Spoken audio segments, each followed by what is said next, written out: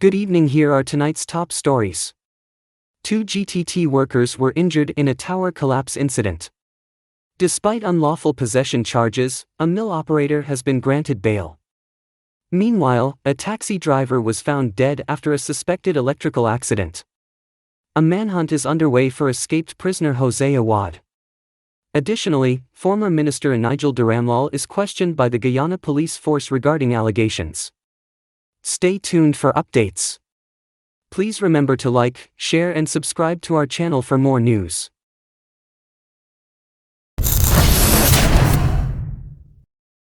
Two GTT workers injured in tower collapse. 2 employees of GTT, Guyana Telephone and Telegraph Company, sustained injuries today after one of the company's communication towers in Kwakwani, Region 10, collapsed. Randall Hewitt, GTT's chief operations officer, confirmed the incident, stating, "Unfortunately, our communication tower in Kwakwani has suffered major structural damage. This has caused a disruption in communication services in the community." He further added, "We are relieved to report that medical personnel have informed us that the injuries are not life-threatening." The collapse has resulted in a disruption of communication services in the Linden area.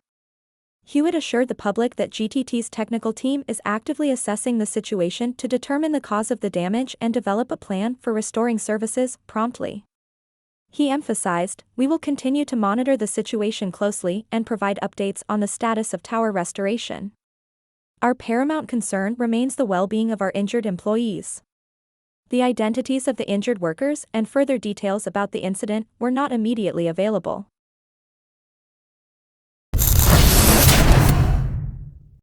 Mill operator granted bail despite unlawful possession charges. Dotton Jackson, a 31-year-old mill operator from Westminster, West Bank Demerara, was granted bail on Tuesday after being charged with the unlawful possession of a firearm and ammunition. Jackson appeared before Magistrate Rondell Weaver at the Wales Magistrates Court, where he denied both charges. According to reports, police officers visited Jackson's residence in Westminster following received information around 12:30 HRS on Sunday. Upon their arrival, they confronted Jackson and inquired about his possession of a firearm license, to which he responded in the negative. Jackson was subsequently charged with 2 offenses under the Firearms Act: unlawful possession of a firearm without a license and unlawful possession of ammunition without a license. During his court appearance, Jackson pleaded not guilty to both charges. Despite his plea, Magistrate Weaver set bail at $250,000. The case was adjourned to July 4, 2024, for further proceedings. Authorities continue to investigate the circumstances surrounding Jackson's alleged possession of the firearm and ammunition.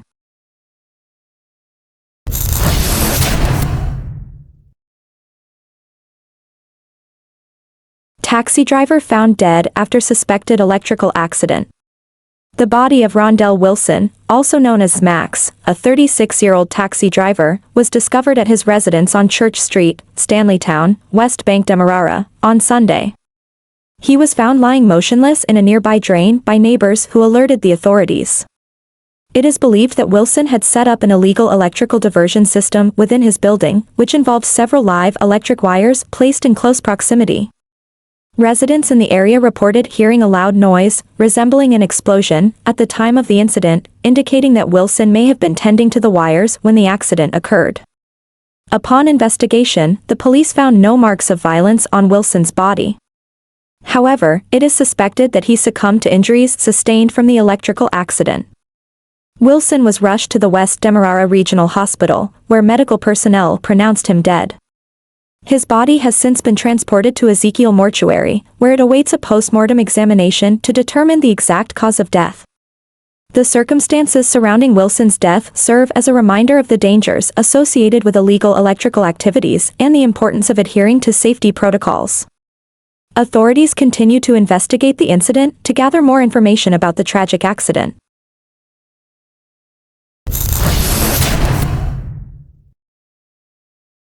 Manhunt underway for escaped prisoner Jose Awad.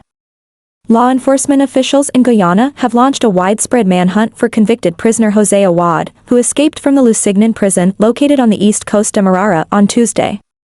The incident occurred around 13:00 HRS when Awad, who was serving a 2-year sentence for break and enter and simple larceny, was left unsupervised while performing labor duties at the Snacket within the Cecil Kilkenny Training School compound. Hailing from Redlock Lima Sand, Essequibo, Awad took advantage of a brief period of unsupervised time to make his escape. The Guyana Prison Service, as GPS, has mobilized several search teams in various areas in an effort to recapture the inmate swiftly. The Director of Prisons has issued a public appeal, urging members of the public, as well as relatives and friends of Awad, to provide any pertinent information regarding his whereabouts to facilitate his prompt recapture. Additionally, Awad himself has been implored to surrender to the police or relevant authorities to avoid any potential escalation of the situation. Assurances have been given that all information provided will be handled with the utmost confidentiality, and Awad's rights will be respected and upheld throughout the process. Individuals with information that may assist in the arrest of Jose Awad are urged to contact the officer in charge at Lusignan Prison or the nearest police station. Meanwhile, the supervising officer on duty during the escape incident will be placed under close arrest while investigations by both the prison service and the police force are conducted.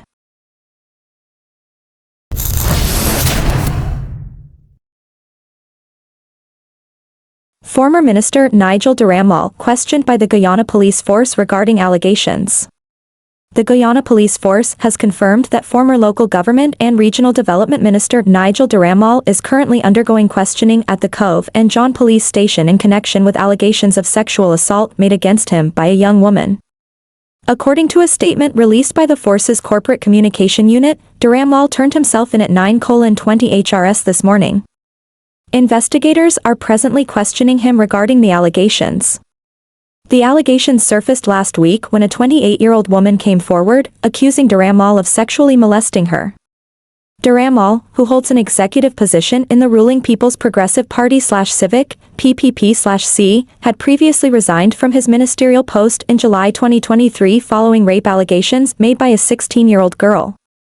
However, the teenager later withdrew her police complaint. During a virtual press conference last Friday, the 28-year-old woman, who had previously excelled academically, recounted 2 separate incidents of sexual assault. She detailed an incident in September 2020 at State House in Anna Regina, where she alleged she was assaulted after being invited for a job interview.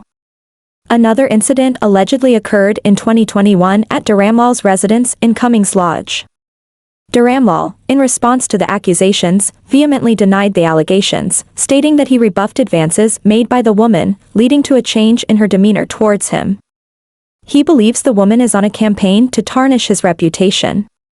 The police force's crime chief Wendell Blanham confirmed that a complaint of misconduct had been lodged in Division 4C, East Coast Demerara, and is also under investigation by the Criminal Investigation Department at Police Headquarters, Eve Leary.